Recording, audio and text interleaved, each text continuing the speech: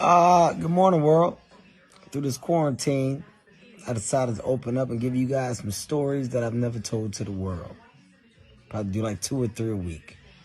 This one here is this is a story from when I was in Scandinavia, and I got food poisoning, and I ended up shitting on myself on stage.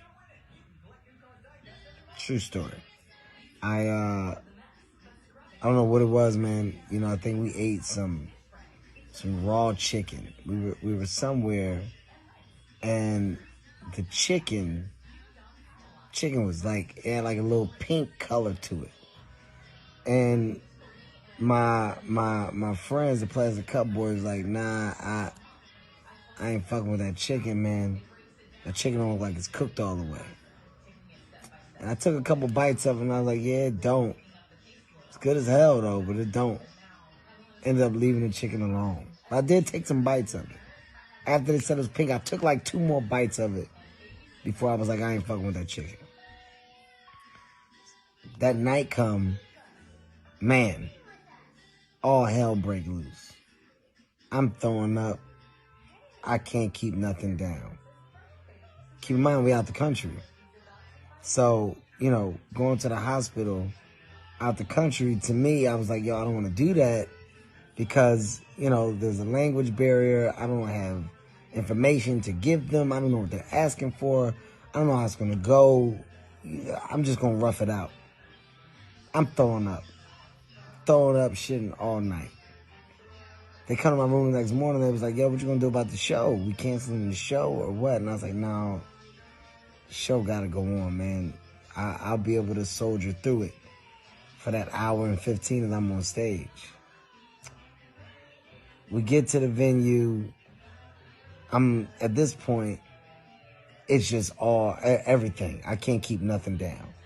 It's either coming out my mouth or my ass. I can't keep nothing down. I say, I'm just going to go in the back. I'm just going to sit on the toilet until it's time for me to go on. Just tell me when it's time for me to go on. I would always show up to the venue like, you know, a good 45 minutes before I actually was supposed to go on stage. Everybody else would get there before me. We get there. I'm in the back. I'm just sitting on the toilet. Cav, it's time. All right. I drank like a quick thing of water and some ginger ale. Settle my stomach before I go on stage. Go on stage, I start performing. I'm midway through, I don't feel bad. I'm gonna make it. I get to like my last 7 minutes of my set. Bloop, bloop, I feel my stomach. Oh no. Don't do this to me. Don't you fucking do this to me. Come on, Kevin. Finish. I go to tell my joke. It's like when you ever have to go to the bathroom and you get home and you try to put the key in the door and you can't get the key in, and because you can't get the key in, you got to go more and more and more. My stomach, and now it's on my mind. I'm like, oh my God. Oh my God, it's going to happen. It's going to happen right here. It's going to fucking happen. And I'm like, I can't end the show because I'm in the middle of the joke. It's like, this is my last joke. So I start trying to speed through the joke. I'm trying to speed through the fucking joke. I can't do it. I can't. And I'm cramped up to the point where I can't even walk. So I'm like holding this tight ass pose while I got the microphone. And I said, fuck it.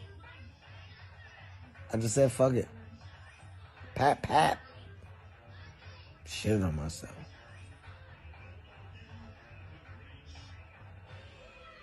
Right on stage. Got off stage and was like, oh well. Went to the bathroom. Took them drawers, threw them drawers in the trash. Left the venue. Told nobody to get in the car with me. I need to be in that car by myself with the driver. One of the most depressing rides to the hotel I've ever had in my life. Shitted on myself. On stage. All right, episode 2 of Confessions from the Heart. It's another story, really funny story. This is about the time me and my friend Keith Robinson got locked up together. You're gonna love this story. In New York, for some reason, everything always happens in New York. Keith Robinson, mentor, friend, brother. Keith has always had like this thing with the cops, man. He's always had like this weird energy of a back and forth between him and cops. Didn't matter what the situation was. He was real lippy with cops all the time. We're driving and we are coming back from doing a college. We did a college. Keith was actually booked on a college. I opened for Keith on a college. So I had to do 15 minutes in front of him. Keith paid me a little bit of money. So he was like, Kev, drive back. We were driving back to Philadelphia from New York City. While we are in New York City, there's a situation, this is a very true story, where a woman is crossing the street. We're at a light. A woman's crossing the street, and while the woman's crossing the street, me and Keith, we're looking at the woman cross the street. Not being disrespectful or rude, but the woman's crossing the street. We're at a light. The cop car pulls up beside us, and Keith looks over. The cops look back at Keith. And there's not an exchange, but there's like a little weird energy there. We pull off. When we pull off, as soon as we pull off, the fucking cops light us up. Whoop, whoop. When the cops light us up, I'm like, fuck, I'm driving. I'm like, I don't have my license. I don't have my fucking license. I tell Keith, he's like, we'll be good. Keith used to call me little dummy. Little dummy or little stupid. I go, I don't have my license. He's like, all right, don't worry about it, stupid. We're fine. It's my car. It's registered. Cops pull us over. They get up there. They go, license and registration, please. I tell the cop, I say, I don't have my license. I said, but I can give you my name, my social, whatever you need. Keith immediately goes, what'd you pull us over for? The cop goes, sir, let me talk to the driver of the vehicle. I need your license and registration. I said, sir, once again, I don't have my license. It's his car. Keith goes, fuck that. This is a true story. He goes, fuck that. What'd you pull us over for? The cop goes, I'm going to ask you again to shut your mouth and let me talk to the driver of the vehicle. I go, hey, man, listen, my name is Kevin Hart. I don't have my license. You can run my name. Keith goes, nah, this fucking cop just looks for any reason. You got nothing. You got nothing on us. You should let us go. Stop trying to get extra credit, dummy. He says that to the cop. The cop goes, I've had enough of you. Step out the car. Keith goes, I don't give a fuck about stepping out the car. I'll step out the fucking car. Keith steps out the car. I'm in the car. I'm behind the driver's wheel. I see Keith get out the car. The cop is now approaching Keith. The cop goes, put your hands behind your back. Keith goes, no, you put my hands behind my back. I'm watching in complete disbelief. I forgot to mention, Keith is an old guy. Keith was older. Not an old guy, because now I'm 40. At the time, Keith was like 44. Keith is like, no, stupid. I'm not putting my hands behind my back. You do it. He was like 40. The cop goes to grab Keith's arm. Keith takes the cop, slams the cop on the car. Boom. He said, get off me. You're weak.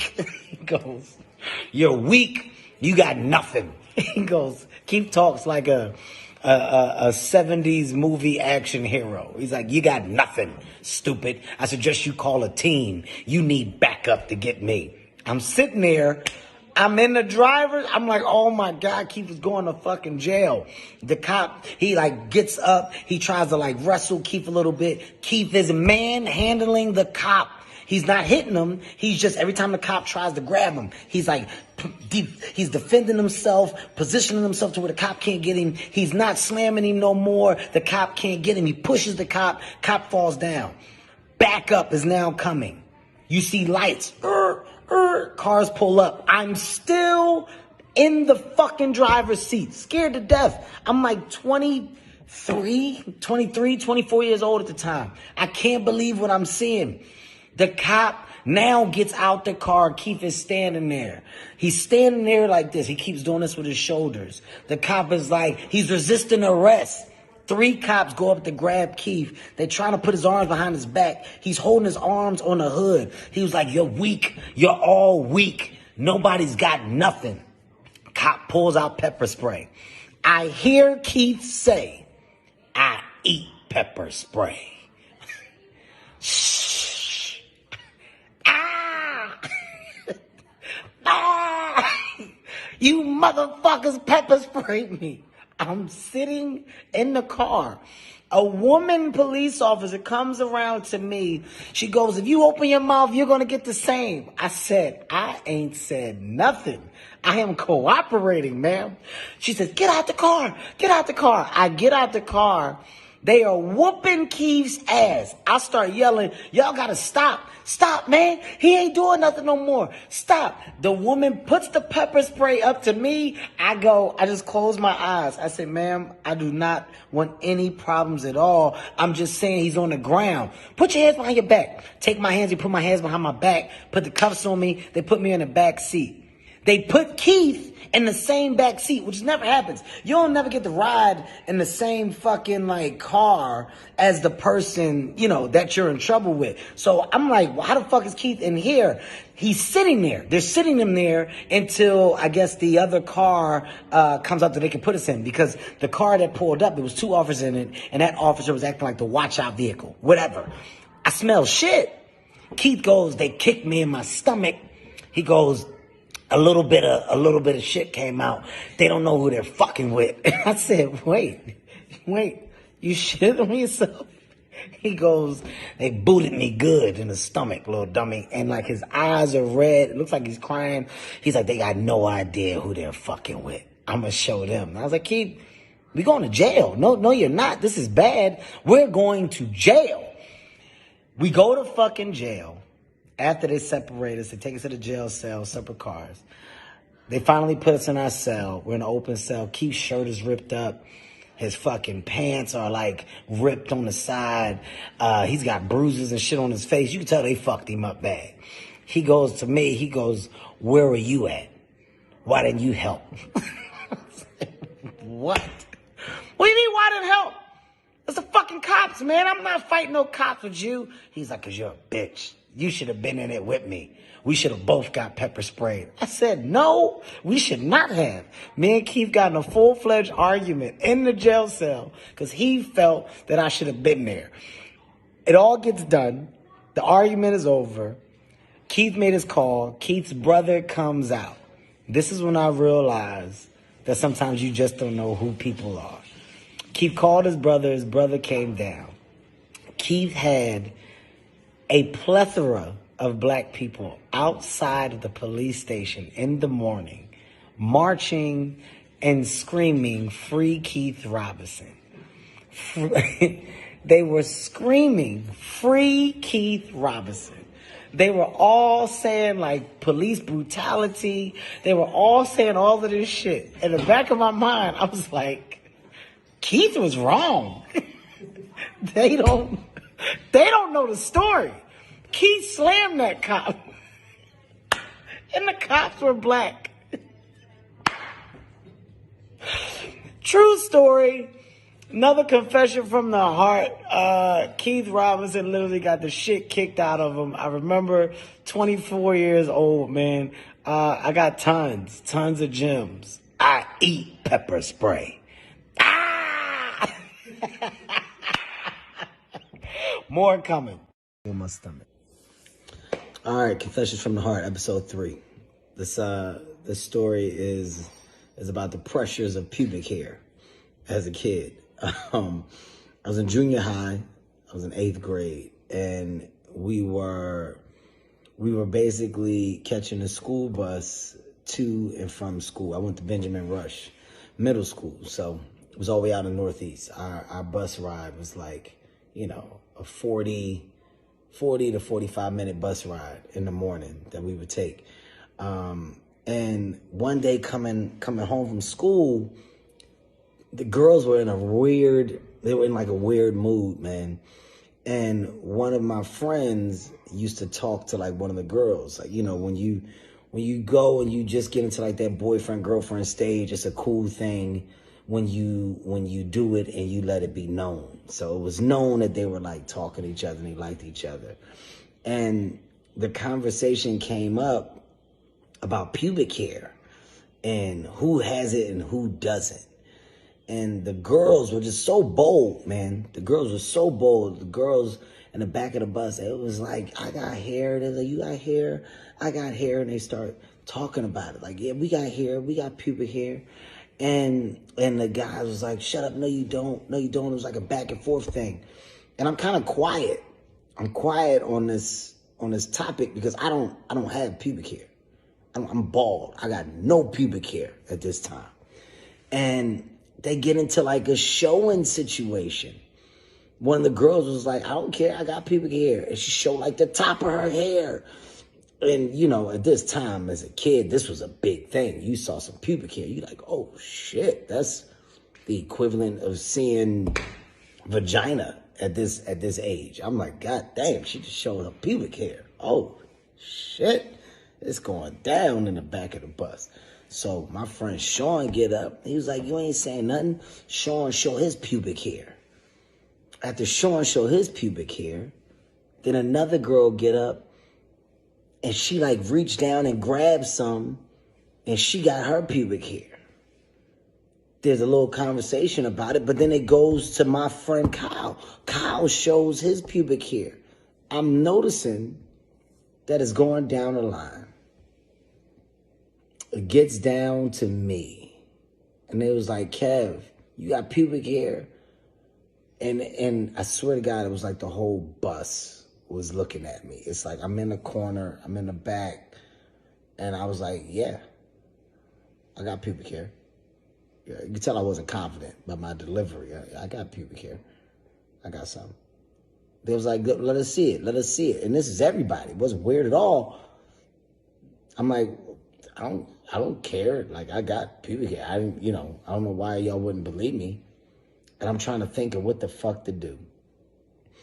They're like, let us see it. I remember forget this girl named Claudette. She was like, let me see it. Let me see it. Let me see it. She was so aggressive. And I just act like I dropped something on the floor. And I bent down and I snatched some fucking hair out of my head and held it in my hand. And when I sat up, I was like, here, I don't care, huh? And I pulled the hair out of my hair and I was like, I got pubic hair. And they was like, okay, Kev, okay. Kev got pubic hair. And I was like, and I remember thinking in my head how scary of a moment that was. Because if I would have basically admitted that I did not have pubic hair, my last year of junior high would have been ruined. The pressures that we go through as people and that kids possibly go through, man. I hope none of these other young kids are going through the pubic hair phase. I went through it, man. You go through all that shit where you're looking for hair, and then when you get older, you don't care about it, whether you're bald hair or not. It doesn't even matter. It was so much meaning on that day behind fucking pubic hair. I was just quick on my feet. Pulled the old snatch out the scalp and grab. Saved me from some fucking embarrassment. Confessions from the heart. Bald ass pubic hair Kev. Confessions with Kev, episode 4. This is a story about how I got strong-armed out the country. Yeah, strong-armed. We were filming a show called Crab Man Dune, which was a very big deal to me at the time. Comedy Central had auditions for this show, and I went in like 3 to 4 times. I was playing a black wizard, and I didn't really know anything. I was a con artist that had tricked this group of majestic warriors into believing that I knew wizard-like acts when I didn't. You couldn't tell me that this character was going to take me to the top. I was like, this is it. This is the one that's going to fucking launch me into superstardom.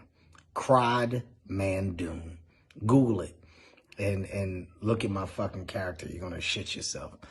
I booked the show. I found out we filmed the show in Hungary. We're in Budapest, which is 2 separate places. You got Buda, you got Pest. And they're like, look, we're going to have to go. We're going to be going for like 5 to 6 weeks.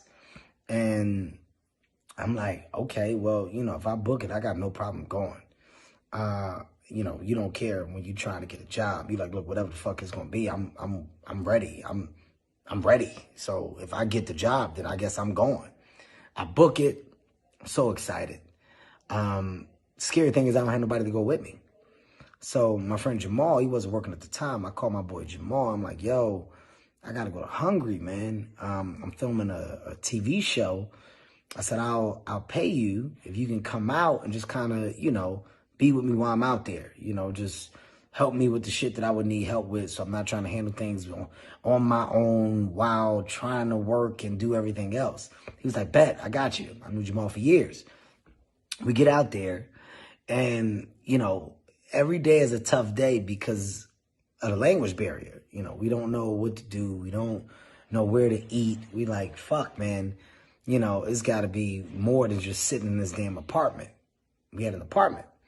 The studio, Comedy Central, they got an apartment for us. So we had a 2-bedroom apartment, but every day we was just in the apartment as we got off work. We was like, we got to do something. We got to get the fuck out. We go one night. We said, man, let's just get out. Let's walk. We go walk, and, you know, we stop in some bars, and we go to a couple bars, and we start asking the bars, like, yo, is there a strip club? Is there anything that we can go to or see? And, you know, there's a language barrier. So some people you can understand, some people you can't. We got lucky. We came across somebody who knew a little bit of English. They told us about a strip club. And I was like 3 blocks down. So we was like, look, whether it's there or not, what's it going to hurt us just to walk and see? We go walk. We come across this strip club. We get there. You would have thought we found gold. We was like, finally, something. Goddamn, some type of atmosphere, something. We go in the strip club. And we sit down. They got like a little booth for us. And, you know, we're like, yo, a waitress. Can we get a waitress? And it's nobody really in the strip club. It's probably like 4 girls dancing. It's completely empty. There's a couple guys at the bar. The bouncer that let us in came inside. And we look at the menu, but we can't read this shit. I don't know what it says. I'm like, just wine. You got wine? We'll just drink some wine. So me and Jamal together trying to make her understand wine. Wine. You got some wine? We'll take some wine. She bring back these little bottles of wine. It's like this big. Jamal drank one. I drank one. We ended up going through about 4 to 5 of these bottles. Right? Small ass bottles of wine. Fucking bill comes back. The bill is handwritten. Like with a fucking pencil. Like somebody wrote down these numbers. This wasn't printed out. I said, what kind of bill is this? The bill had a crazy number on it.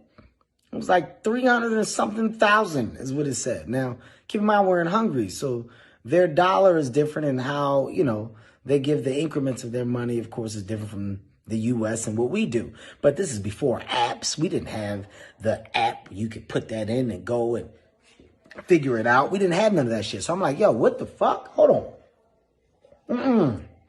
This written. Jamal used to talk funny. Jamal like, nah, fuck this. He had one of them slow voices. Nah, fuck this. Nah, this shit ain't right. Nah, Kev, don't go for this shit. Don't even look at that bill. They gotta bring us out something that's printed. I'm like, yeah, you heard him. Something that's printed. This ain't even printed. Bouncer guy comes over that let us in. He's like, what's the problem? He's like, yo, saying this $300,000. We don't even know what this is, man. We don't know what it is. So this is the thing where they had like your card. You put your card in, and then they could like convert and tell you the number. That number US was like 8-9 grand. We was like, what you talking about? 8-9 grand for these little ass bottles? No. Fuck no. What kind of bottles is that? Show us on the menu where it say that. So we look at the menu. We looking for the bottle of wine, and that price number, it's nothing on there that even says that. We like, y'all trying to, no, fuck that. We out. Jamal's like, no, we out this bitch. We out this bitch. We get up. I walk out. I'm talking to Jamal as I'm walking out. I turn to the side. Jamal not even with me. Keep in mind, I'm talking. I'm wild. Fuck that. I don't know who they think we is. Talk shit. Fuck us. Think we gonna pay Jamal? Jamal not by my side. I walk back in there. They got Jamal sitting in the booth. They never let Jamal leave.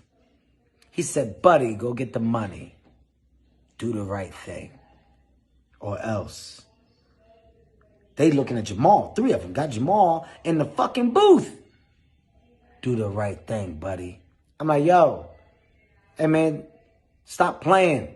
Stop playing. Y'all letting Jamal, come on, man. I'm still standing by the door. But I'm like, Jamal, come on, man. Come on.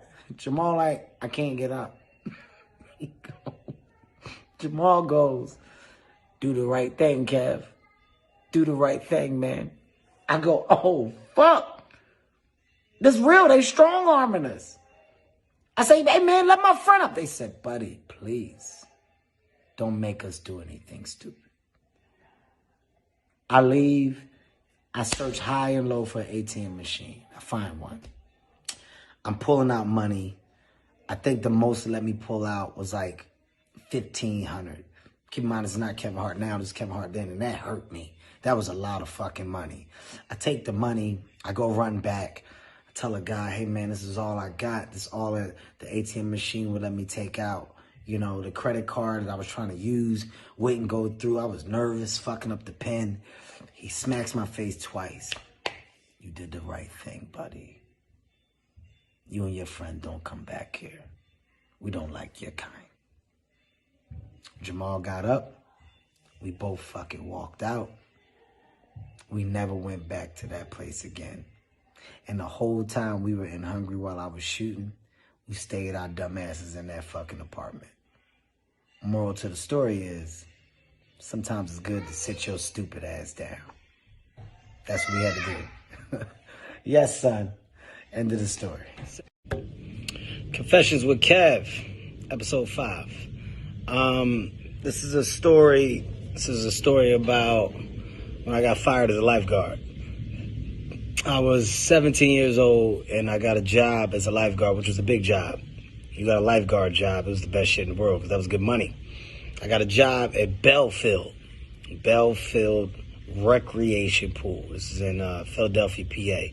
Now, this pool wasn't one of the best pools. This pool was in the middle of the hood. As a lifeguard, the worst job is the pool in the hood. You don't want that. When they pulling all the names out the hat, the last thing you want is to be attached to that fucking hat. And they tell me I'm at Belfield, and I'm like, okay, cool. I show up, and when I tell you, man, it was a shit show. It was a shit show. Kids running on the side, people diving, jumping from wherever the fuck they wanted, throwing people in the water that were fully dressed, dunking strangers. You walk by the pool, they fucking do some, they go grab that person, throw that person in the pool. The lifeguard's job is to stop all that. At this time, I wasn't the big man that I am today. I was very small in stature, skinny, frail kid. And as a lifeguard, you don't get weapons, you get a whistle. You get a fucking whistle. And that whistle worked at first. People stop when they hear that whistle, man. And as the new kid there, I'm trying to really put some rules and order into this facility. So, I see people running, I blow the whistle. Hey, stop running.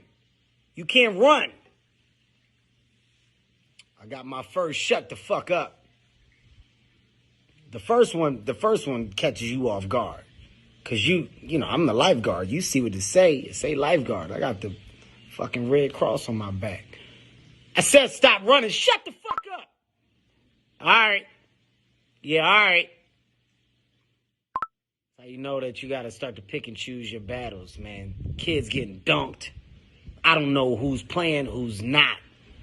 It's me, and it's an older guy. He's been there for a long time. They respect him a little bit. But he not really saying shit. He's not enforcing no rules. People diving and shit in front of him. And I'm just looking like, yo, I thought it was no diving. He was like, sometimes. Either there's no diving or it's diving. It ain't no sometimes.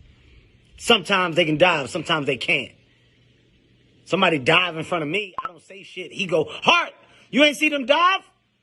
I thought sometimes they could. Well, what time is it for you? Well, nobody tell me a time. Now I'm starting to get a little nervous, man. I'm starting to get fucking nervous. I'm into my next day. Into the next goddamn day. And this is when... Oh, you got it. I'm into my next day, and this is like day 4. And now they dunking kids. Boom. Boom. Kids coming up, they can't breathe. Kids coming up, they can't breathe. I go in the water. Fuck it. Stop. Dive in the water. Grab the kid. Yo, y'all gotta stop. Leave him alone. Stop. The kid goes, what you doing? We playing. This is the kid that was getting dunked. I thought I saved him. We was playing, man. Why you getting all crazy? Why you gotta be the crazy lifeguard? I didn't know y'all was playing. I thought you was drowning. Oh, I'm sorry for trying to fucking help you, little boy. Now I'm pissed. I'm pissed. I'm fucking pissed. I'm not saying shit no more. Right in front of me, they playing around. This little boy looked like he was, you know, he don't look like he drowning, but he looked like he's struggling. But last time I jumped in, they was playing. So I'm like, all right, well, I ain't gonna say shit because everybody get mad at me when I'm trying to do my job. The other lifeguard started to blow his whistle.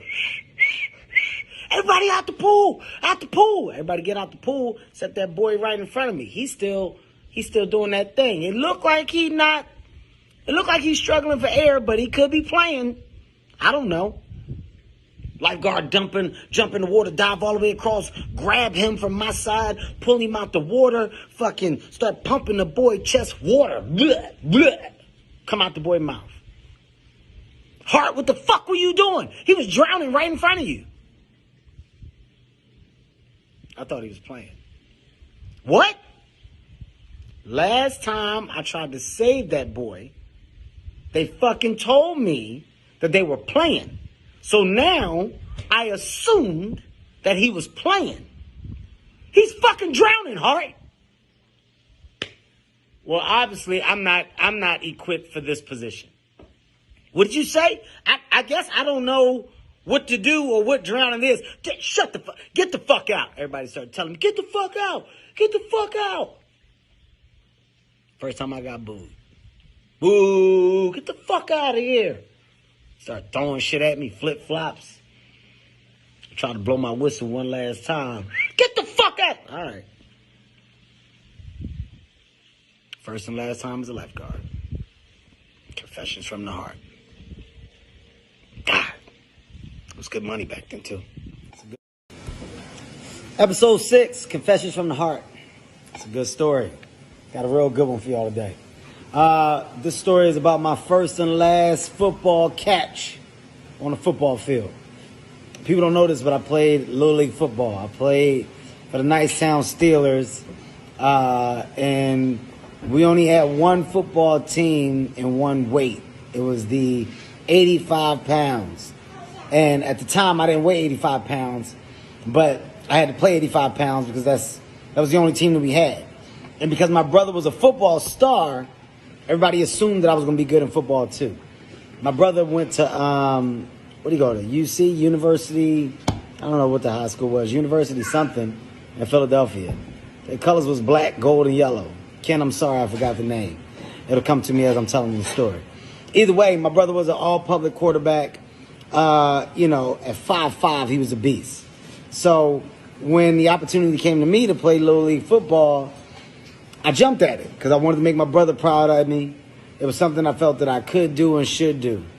And I was fast.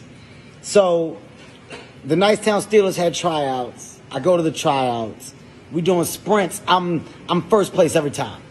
Blowing everybody away. They're like, oh, that's little Rob Hart brother. That's Rob Hart brother right there. Oh, he gonna be dope because Rob Hart dope. In the tryouts, I'm doing everything. You name it, I'm doing it, and I'm doing it at a very high level. Throwing the ball, I'm catching it. running the ball, doing the drills, all of the stuff that we should. I make the team with flying colors. After making a team, you then got to go and they got to figure out what position it is that you want to be. They got their athletes, now they want to see who is what and who is going to be what. I said, I want to be a quarterback. My brother a quarterback. I want to be a quarterback. I'm also fast. They was like, you should be a punt returner too. I was like, all right, cool. I tried for the quarterback position. Turns out I got an arm. I'm throwing the ball. I can throw the ball pretty far. I'm like 10 years old, but I'm throwing the ball like 25 yards. That's dope. You know, that's a little league football team. I'm throwing the ball. I'm fast. I'm running the ball. They say Hart going to be our quarterback and he going to be our kickoff returner. Punt returns, kickoff returns. Bet. I'm so excited. My brother excited. He was at the tryouts. He's like, hey, man, this is big. Kev, you don't know how proud I am of you, man. The fact that you were playing football has got me going through the roof. My mom, I'm ecstatic, so my mom is naturally happy because I'm happy. We having practices. We start to get our equipment and stuff. It's not full contact, but it's contact. We tackling each other, but it's not crazy. But it starts to progress. The drills start to progress. I'm like, all right, well, I'm the quarterback, so I'm never really getting hit. And whenever we do the kickoff returns or punt returns in practice, I'm never really catching the ball and running. Like, the ball always falls down, and I got to run and get it, and then grab it, and then run, and then I would go out of bounds, or I would, like, be able to duck down. So I never really got hit. And the kickoffs, our kicker never really kicked the ball in practice. They was like fucked up kicks. He was like, kick that bitch to the ground, and it would just bounce. So we never even threw the ball in practice. We had passing plays, but we never really threw the ball. It always ended up with me running the ball or me handing it or me doing the option. It was always fake passes and then the option. So the positions that I was given, I never really got to do.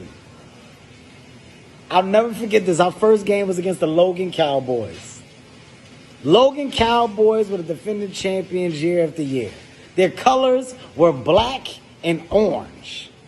Now, we had a football chant that we would do when we would basically be at practice. Before we start practice, they'd be like, all right, get warmed up. You have to hit your pads. Ooh, ah. Ooh, ah. For those people that play Little League football, that's how you know I'm not lying. That was our football chant. It's game day. We got our jerseys. I got my jersey. I got my helmet. First of all, rest in peace, Mom. My mom bought me the most fucked up football mask that money could buy. My football mask was this big as a quarterback. It was a cage. Lines all through it. You supposed to have visibility. My mom bought me an offensive lineman cage on my goddamn helmet. She didn't see a problem with it. She was like, what, it worked? My brother was like, that's the wrong cage, Mom. Ain't no wrong cage. Boy, you wasn't with me when I bought it. They said that cage is fine. I'm out there looking like goddamn Reggie White as a quarterback. We getting warmed up. Yeah. We there first. The Logan Cowboys came around the corner. They were doing some type of trot run chant. What's the word? Execution. What's the word? Execution. Who we gonna kill? Them Steeler boys. What? Who they gonna kill? Why they using the word kill? Who they gonna kill? Execution. Execution. Who we gonna kill? Them Steeler boys. I'm scared. I ain't never heard people chant like this. We supposed to be playing Little League football. These look like grown-ass men. They don't even look like kids. Ain't no way them boys weigh 85 pounds. Those are 150 to 200-pound men underneath them helmets. We get out there, we do our stretches, we do our warm-ups. Hart, they kicking off first. Give us a TD coming out. My brother on the sideline. Let's go, Kev. All eyes on little Robert Hart. Because I'm the brother of a football star. Let's see what he gonna do. Man, they kicked this fucking ball off. For the first time in my life, I caught the ball. In practice, it ain't never been kicked off. Not to where it got in the air. That bitch was on the ground every time and I would have to go get it. It's in the air. I see it. I catch it. The crowd go crazy. Oh! My brother like, run, Kev, run. I start running. I see the Logan Cowboys running at me. Everybody that had blue and white on just kept hitting the ground. Cowboys running all over these niggas. Everybody just falling. It's a clear line to me. Man, when I tell you, I said, not today. I turned around, start running the other way. My brother said, Kev, the wrong way. I said, no, it's not. I took that football, threw that football up in the air. Up in the air. I could hear people on the side. What the fuck he doing? I can hear my dad go, bitch. He called me a bitch. The team get the ball, the Cowboys run it back, they get a touchdown. Man, I went back to the sidelines. The coach was like, what was that? I said, I don't know, but I don't want to play this sport no more. My first and last time touching a football on a football field. True story. Confessions from the heart. Boy, them goddamn Logan Cowboys was grown men posing as 9 and 10-year-olds. I'll never forget it. What's the word? Execution. Who we gonna kill? Them Steeler boys. Fuck y'all. Story. All right. Confessions from the Heart, episode 7. It's no longer gray hair. Don't care. I had a diet. Wife got on my ass. As you can see, I can go old. I can go young. Don't fucking matter. All right. This is a good story here. I've told it before, but a lot of people have not heard it, which is why I want to give it again. This is my love for basketball getting my ass whooped. In school, when I made the transition from middle school to high school, my mom decided to send me to a school all the way up in the Northeast. So I lived in North Philadelphia. North Philadelphia is quote unquote the hood. The Northeast travel was probably like a 50 to 55 minute travel from where we lived. So, to leave out the house to get to school, we had to be to school by 8. I had to leave out the house by like 7, 6:50 maybe. But when I went to George Washington, the one thing that I wanted to do was play basketball. I was like, yo, man, I want a chance to play varsity fucking basketball. At the end of the day, I'm making it to the NBA. This was a dream. I'm going to the fucking league. All I need is an opportunity. Mom, when basketball trials come, the kid got to do it. Well, honey, I want you to do what you're going to do and do what you believe you can. Yeah, basketball. It's going to be it. All right. George Washington's basketball team wasn't shit. The football team was everything. So the basketball tryouts was at 6 a.m. 6 a.m., which means that in order for me to make it, I would have to leave my house at 4:45 a.m. I told my mom about the tryouts. This is me going into the 9th grade. My mom said, absolutely not. You are not catching public transportation at 4:45 in the morning. No, not my son. So you can get knocked in your damn head or snatched. No, Kevin, absolutely not. Mom, what are you talking about? This is my dream. Right now, you are prohibiting me from going to the NBA. You not allowing me to go to this basketball tryout is hindering my basketball career. Kevin, you're not doing it. I guess you're going to have to wait till next year when they have tryouts at a reasonable time. Type of school has tryouts at 6 a.m. Don't make any damn sense. They're not thinking about the parents or the students. Fuck that. I heard what my mom said, but there's no way that I'm going to not pursue my dream. I came up with a plan. I said the only way for me to make it to these tryouts is to make my mom think that the time is something that it's not. So what I did was I took every clock and watch in the house and set it to the times that I needed my mom to believe. So, in other words, when it was really 4:45 in the morning, I made it look like it was 6:45 in the morning. Granted, that's the time I had to leave out for school. I would leave out 6:45 so I could be to school at 8. So when it was really 4:45 a.m., all the clocks in my house read 6:45. The VCRs, the kitchen clock, my mom's watch. We had a clock that was on our living room wall. Set them all back. It's a genius plan. Boy, that time came.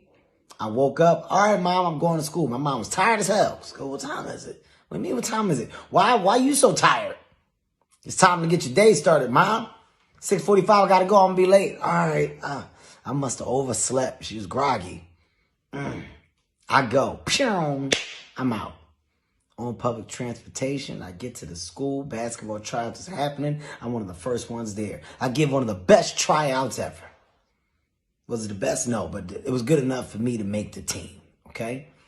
Basketball tryouts go. We're now in school. I'm in class. You know how the school doors got those skinny little windows like this? I was in my third period, and I'll never forget my mom's head popping in that fucking space. What? I saw her looking around. She comes in, asks the teacher to come here. Teacher goes out. Then after that, teacher comes back and it goes, Mr. Hart, your mother would like to talk to you in the hallway. I have never been more afraid to go into a hall in my life. I knew what the fuck it was. I got up real slow, walked out. As soon as I stepped foot in that hallway, pow! Had me at work 2 hours early because your stupid ass wanted to set the clocks back. My mom whooped my ass in that hallway. Not only did she whoop my ass, she told the teacher I would not be coming back to class. She made me go home on public transportation, whoop my ass all the way home on public transportation, whoop my ass from the walk, from the bus to the train, from the train to the goddamn next bus, from the next bus to our little ass apartment that we stayed in. I got my ass whipped 30 times. Went to school the next day, very sore. Found out I made the team. Came home, told my mom I made the basket. I don't know how or what, but this is, I'm at a level in my life where I ain't never seen no shit like this. This is the richest thing I've ever seen. Goddamn, he got a machine that's creating air. That's all I'm thinking in my head. Snoop go, nephew, you trying to smoke? It's me, Snoop, Bishop Don Juan. He had a couple of these guys there. First thing I remember is there was like a circle that was immediately formed. We were smoking, people sitting down in chairs, but it's in a circle. Snoop say light up a couple. They're going like, they got like two blunts are going. They're going around. And, I'm basically to Snoop's left. Okay. So it goes around. He gave me one to start. I start smoking. I give it to Snoop. That one goes around. Bishop was to my left, Bishop Don Juan. It got to Bishop. Bishop took the blunt, everybody talking, we laughing, Bishop telling stories. I just remember Snoop kept saying, pimping, church. That's pimping. Bishop Don Juan, yeah, I got to tell. Hey, you already know what I told the nephew. Look, if you ain't got, nothing's really making sense, but I'm just quiet. I'm too young to say this is all confusing and gibberish.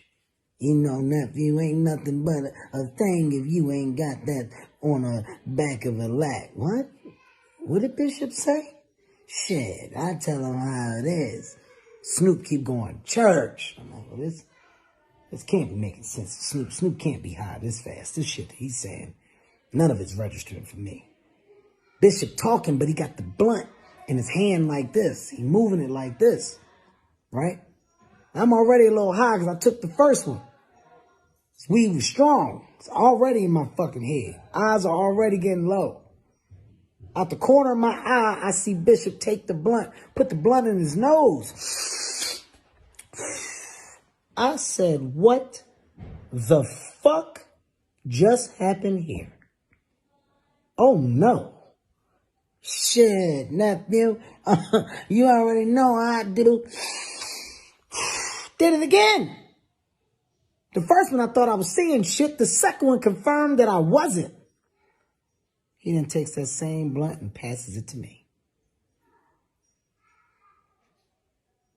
I said, you can keep that one. I'm not going to put my mouth on that. And I looked at Snoop. Snoop started laughing. Nephew, crazy, you wildin', nephew. That's how he smoke. He go right to his head. I said, I know that's right. But that ain't how I smoke. I'm done with that one. I'll wait for the next one. Bishop passed that same blunt. That blunt went to Snoop. Snoop and them started smoking that one. The next one came around. Bishop reached out, touched that one. Oh, no! He about to do the same to the second one. Well, it looks like my moment smoking with Snoop is over. That's a boogie blunt. I ain't about to smoke no boogie blunt. I just faked like I was asleep. That was my first time getting high with Snoop. Legendary moment. Confessions from the Heart. God, I love these stories. What up, world? Another episode of Confessions from the Heart. Another good story. This is a story about how the hood was affected by wrestling. And I'm talking about wrestling. I'm talking about WrestleMania. I'm talking about the WWF. I'm talking about the NWA. I'm talking about back in the day when wrestling was fucking everything. Dusty Rhodes, Ric Flair, the Road Warriors. You had Sting. You had Jake the Snake, George the Animal Steel, Coco Beware, the Great Muta. I can go on and on. We were deep into this, man. In the hood, we used to use any excuse to wrestle. As soon as you saw your boy, as soon as you saw him, if a wrestling match was on TV earlier that day, as soon as you saw your boy, y'all just started to go at it. Ooh, ooh, ooh, make the sound effects. Ooh, ooh, ah. It was all about wrestling. It got so big that wrestling infiltrated its way into my middle school, man. Me and my friend Elton, we were a tag team. We were the Road Warriors at Benjamin Rush Middle School. Let me tell you something. We were the baddest thing to walk the goddamn hallways. The wrestling matches took place during your period breaks. So when they would break for periods, there were several wrestling matches that took place through the day. You were either wrestling during third period or fourth period or fifth period. No wrestling matches during lunch because we would get in trouble. Wrestling matches would be dope. Everybody knew how to wrestle. People would come with signature moves. People were throwing each other up against the locker. After they would throw you to the locker, they would hit you with the double clothesline. Boom, me and Elton, we had a move where Elton would duck down behind somebody. I would push him. They would fall backwards. Then I would run, jump, hit him with the elbow. Boom, Elton would get up, leg drop that bitch. Boom. It was on.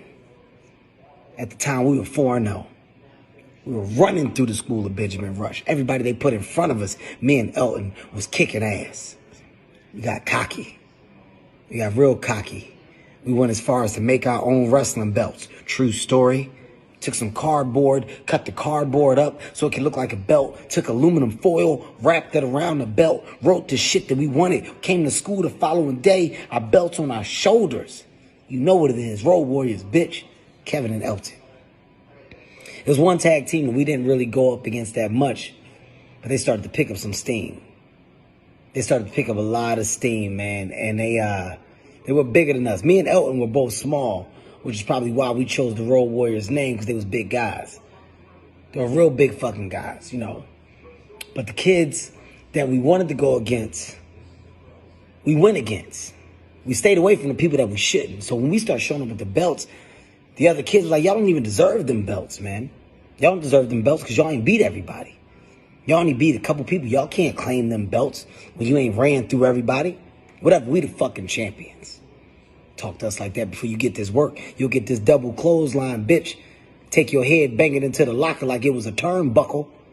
That's the type of shit we talk. Because when we knew wrestling had another side to it.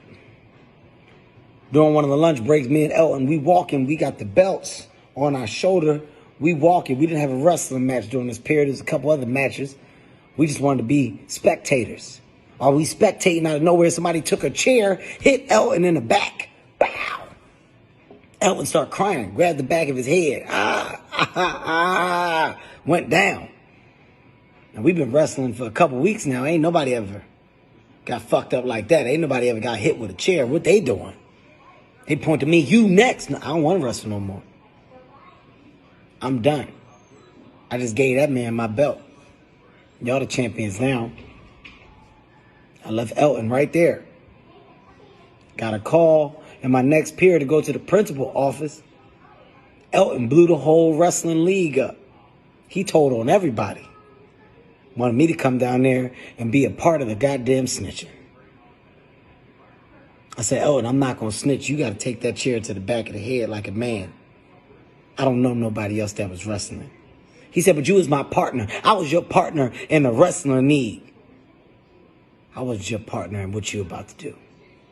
So I want to say to all my friends back then at Benjamin Russ, I never snitched. Elton snitched. And Elton, if you see this, you a snitch bitch. You should have took that chair to the back of the head like a man.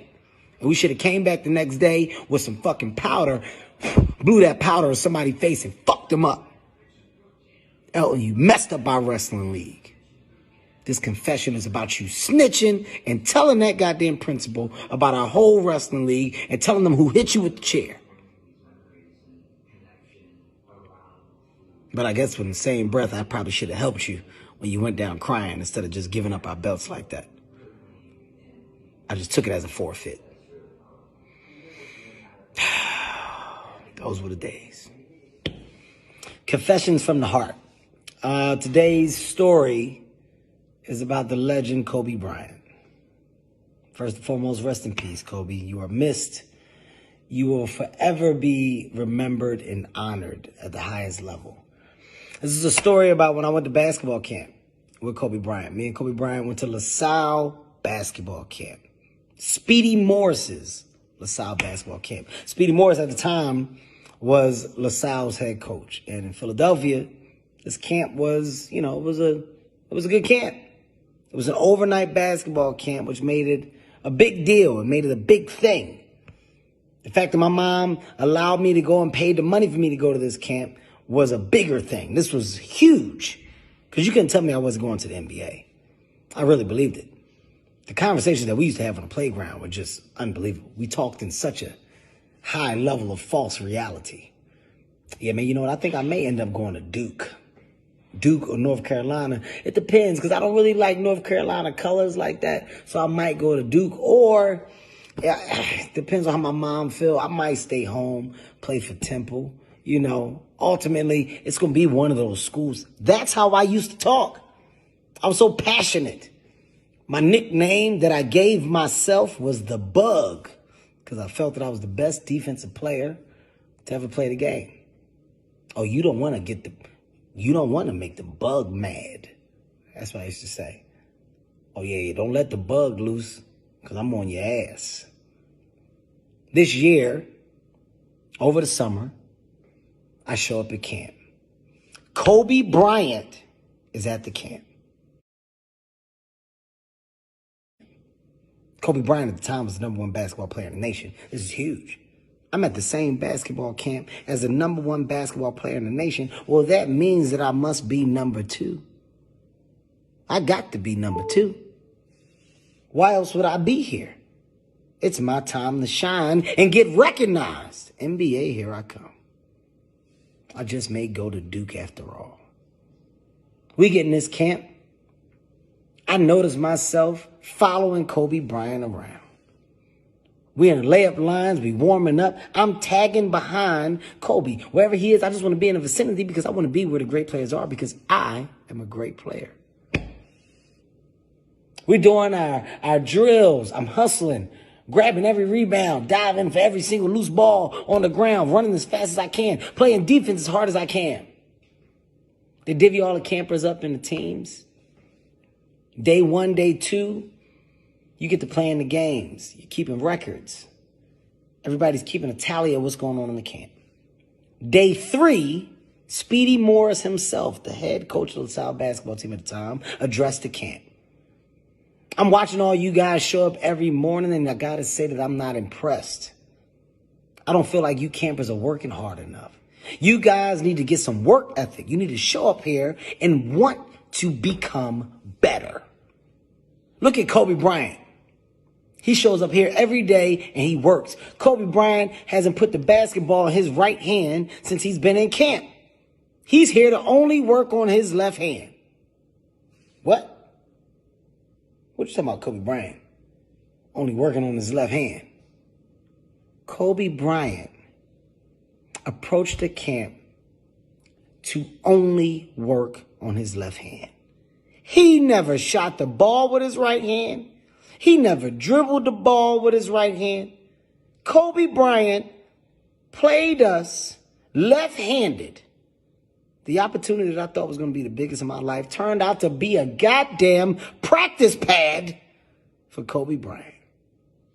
The moments where I thought that I was playing some of the hardest defense ever were moments where Kobe Bryant was just counting in his head 1 dribble, 2 dribble, 3 dribble, 4. The man was above and beyond the word good. He was great then. We didn't even know that he was practicing on us until the head coach made us all feel stupid for not working as hard as he was. Needless to say, that's when my NBA dreams were shattered. Because one night I talked to Kobe and I said, hey, man, where do you think I'm probably going to end up going? Like D1-wise, where should I go? Kobe just looked at me and laughed and walked away. I didn't know if that was to shit on my talent or just to say that I got to pick my choice. I guess until this day, I got to figure it out. More importantly, it's a moment that I'll never forget. Young Kobe, young Kevin, and we both grew up to do amazing things. You were missed, brother. I love you. I'll never forget that you played the entire basketball camp left-handed. Confessions from the Heart. Confessions from the Heart. This is a good one.